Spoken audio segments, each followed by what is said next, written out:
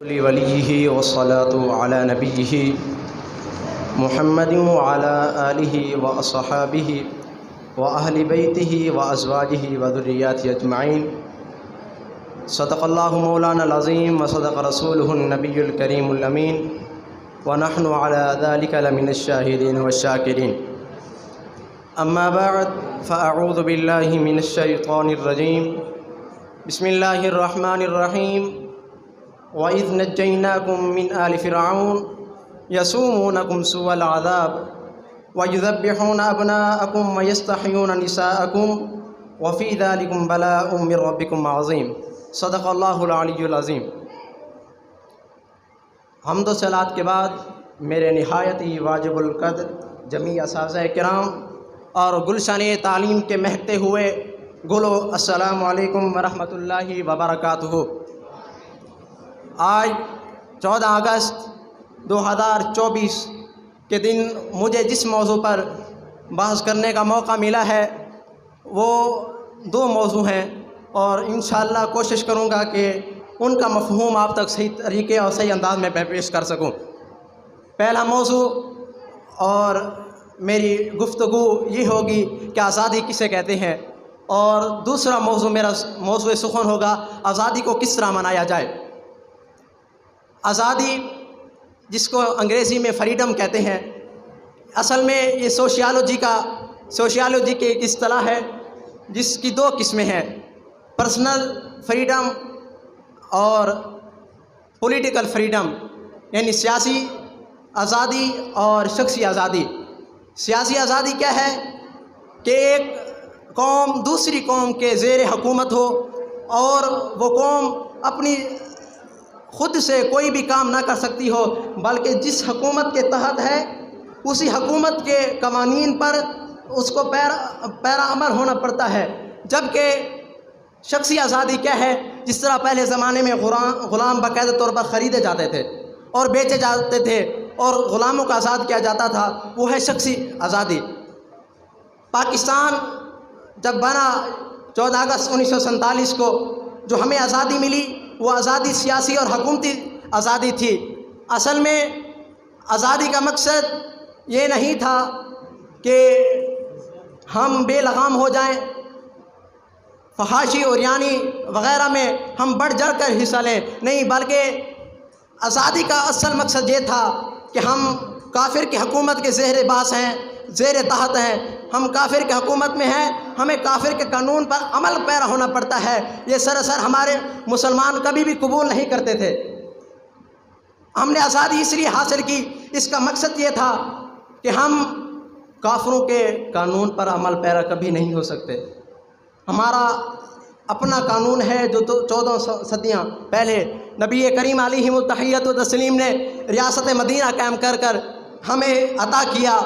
اسی کے بنیاد پر ہم نے پاکستان وطن عزیز اور نئے وطن، الگ وطن جو پاکستان مسلمانوں کے لیے بنا، ہم نے مطالبہ کیا. آزادی کا مقصد یہ تھا کہ ہم کافروں کی غلامی سے نجات حاصل کریں اور دین اور اسلام کے اور شریعت کے رہنما اصول کے تحت ہم اپنی زندگی اور عبادات کر سکیں. اسی لیے قائد اعظم محمد علی جناح سے یہ سوال کیا گیا کہ آپ نے الگ وطن کا مطالبہ کیوں کیا؟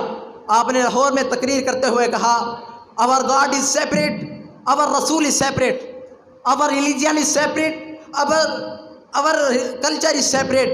ہمارا خدا الگ ہے، ہمارا خدا علیحدہ ہے، ہمارا رسول بھی علیحدہ ہے، ہمارا مذہب اور دین بھی علیحدہ ہے. اس لیے ہمیں علیحدہ وطن اور ریاست کی ضرورت آئی. کیوں ضرورت آئی؟ آپ نے فرمایا we want to separate state. ہم چاہتے ہیں کہ ہمیں علیحدہ وطن عطا کیا جائے، علیحدہ وطن دیا جائے. کیوں دیا جائے؟ آپ نے فرمایا in which we live Islamic life. ہم اس کے اندر اسلامی اصولوں کے تحت زندگی گزارنا چاہتے ہیں. تو آئیے، علامہ اقبال رحمۃ اللہ علیہ قلندر لاہوری، آپ سے پوچھا گیا سوال کیا گیا تو آپ نے آزادی کا مقصد بیان کرتے ہوئے کہا، ایک شعر عرض کیا. آپ نے فرمایا، صنوبر باغ میں آزاد بھی ہے پایہ گل بھی ہے، صنوبر باغ میں آزاد بھی ہے پایہ گل بھی ہے، اپنی انہی پابندیوں میں حاصل آزادی کو تو کر لے۔ مقصد اس کا یہ تھا کہ صنوبر ایک درخت ہے بلند اور لمبا، جو تقریباً عموماً کشمیر اور پہاڑی علاقوں میں پایا جاتا ہے۔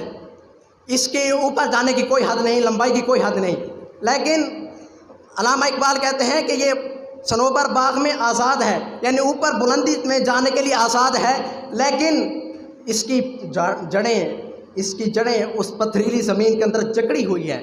جب تک وہ اس کی جڑیں زمین کے اندر، پتھریلی زمین کے اندر مضبوط ہیں، یہ اوپر جانے کے لیے آزاد ہے۔ تو اسی لیے دوسرے مصرعے میں آپ نے کہا انہی پابندیوں میں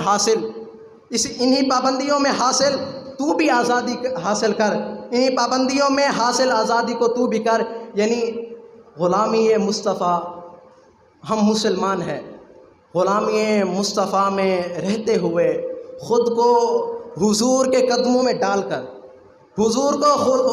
خود کو حضور کی غلامی میں لا کر، ہم پھر جب جو بھی چاہیں گے، آسمان پر جانا چاہیں گے آسمان پر بھی پہنچ سکتے ہیں، ترقی کرنا چاہیں گے تو ترقی بھی کر سکتے ہیں، چاند پر پہنچنا چاہیں تو چاند پر بھی پہنچ سکتے ہیں، لیکن اس کی پیچھے جو بنیاد ہوگی وہ غلامی مصطفیٰ ہوگی۔ ہماری بنیاد مضبوط ہونی چاہیے، کیونکہ ہم مسلمان ہیں اور مسلمان اس بات کا تقاضا کرتے ہیں، اور مسلمان اس بات کی دلیل ہے کہ وہ کبھی غلامی مصطفیٰ اور اطاعت رسول کے بغیر کامیابی حاصل نہیں کر سکتے۔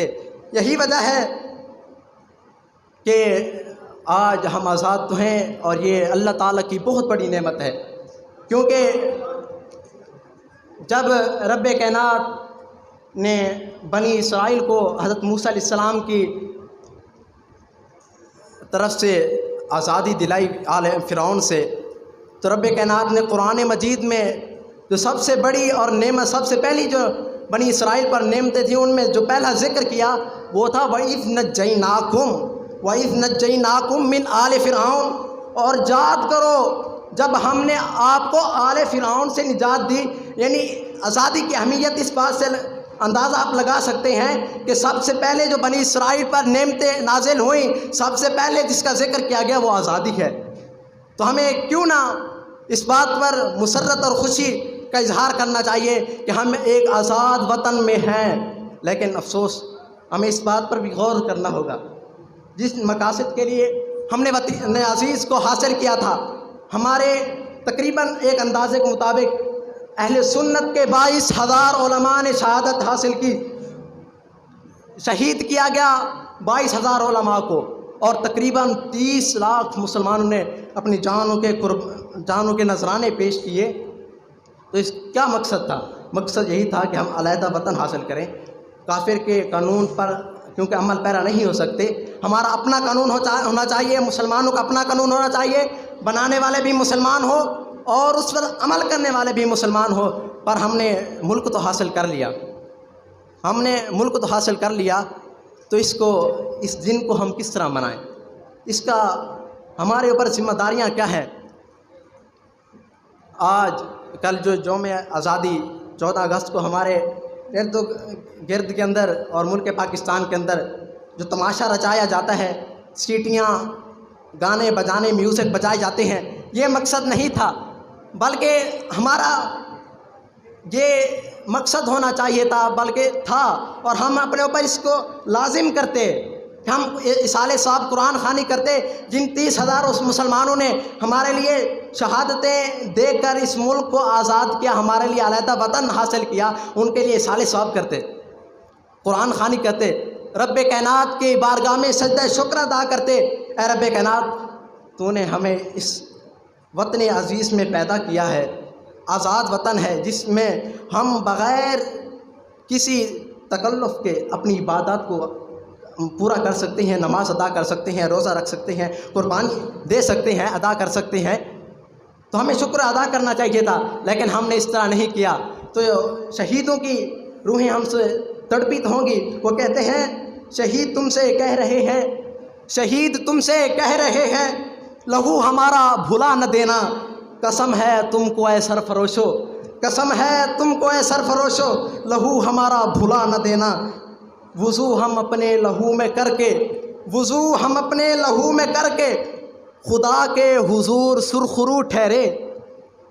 وضو، جناب صدر توجہ فرمائیے گا، شاعر کہتا ہے وضو میں، لہو میں، اپنے لہو میں وضو کر کے خدا کے حضور سرخرو ٹھہرے، ہم اپنا عہد نبھا چلے، تم بھی اپنا عہد نبھانا، وما علیہ الا البلاغ المبین۔